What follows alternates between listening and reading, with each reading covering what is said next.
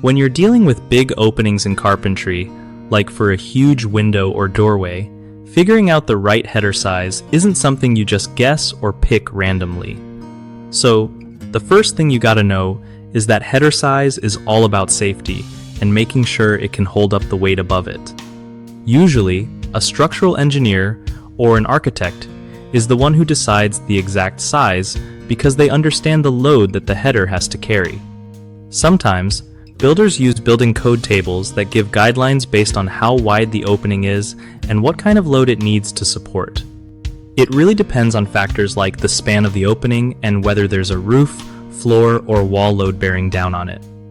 Framers don't typically make this call by themselves since it's risky to guess wrong. You want to avoid headers that are too small, because that could lead to sagging or even structural failure. On the flip side, oversized headers can be a waste of money and materials. So, always check the plans and codes or get a pro's advice before picking a header size. One of the biggest mistakes people make when choosing header sizes is ignoring the building code requirements, which can lead to unsafe structures and even failed inspections. Fix this by always consulting your local code tables or a professional. Another common issue is relying solely on the framer's judgment without involving a structural engineer or architect, which risks picking a header that won't handle the load. The solution here is to get expert input for anything major.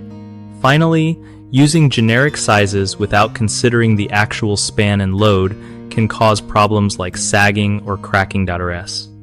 So measure carefully and match your header size to both the span and load specifics.